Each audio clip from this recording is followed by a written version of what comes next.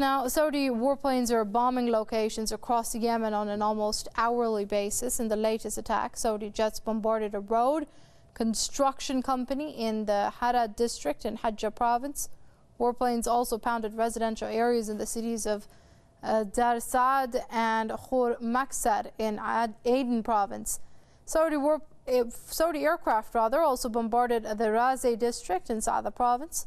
Early in the same province, 3 children lost their lives as Saudi jets pounded 2 schools in a residential neighborhood. More than 4,400 Yemenis have been killed since Saudi Arabia launched an aggression against its southern neighbor on March the 26th. Joining us now is Professor Lawrence Davidson. He's with the Westchester University and he joins us via Skype from Pennsylvania. Many thanks for joining us here on Press TV, Professor Davidson. Now, since the aggression started on March the 26th, it seems it has become a norm now to have bombs falling on Yemen and Saudi Arabia killing civilians. Yeah, I think so. And I don't see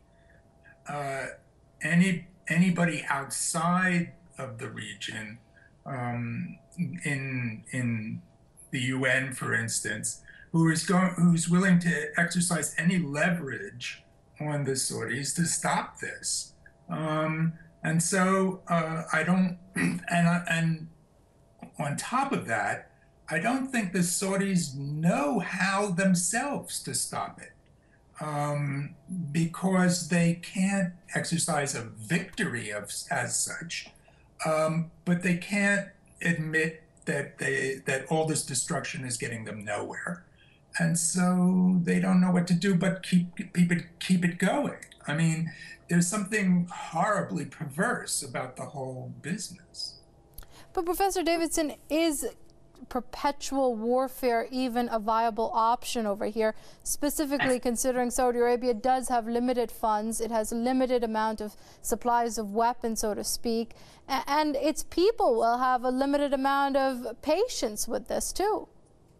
Well, you know, I don't know how much limited weapons they have. I mean, periodically, the Saudis buy billions of dollars worth of American munitions and store them in the desert. I mean, essentially just as a boost to the American defense economy. So I think they've got plenty of bombs and plenty of planes and plenty of fuel, and I don't know how much it's costing them, but they are usually seen as having plenty of money.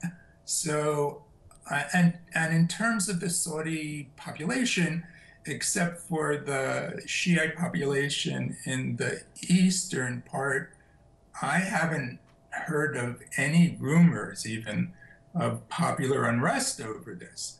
So, you know, it's a very difficult situation, particularly for the Yemenis. And I don't know how this thing's going to end.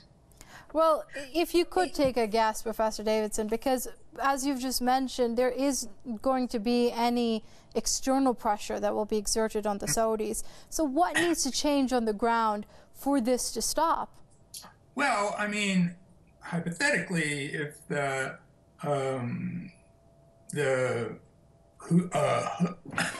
if the people who are against the declared government, the internationally recognized government, essentially give up, then the Saudis would declare victory and stop. But I don't think that's going to happen either. I mean, the Houthis seem to be well dug in, and I don't see them willing to just throw in the towel. So, and beyond that, I don't know. I guess if the king of Saudi Arabia has a heart attack and somebody with more sense comes in, I mean, that's a hypothetical possibility, I guess. But, you know, I really just don't see how this is going to end. I think they're all locked into a corner, particularly the Saudis, and they don't know what to do but keep going. Well, that is quite a bleak portrayal there. That's Professor Lawrence Davidson there speaking to us from Pennsylvania via Skype. Professor Davidson, it's always a pleasure speaking to you on Press TV.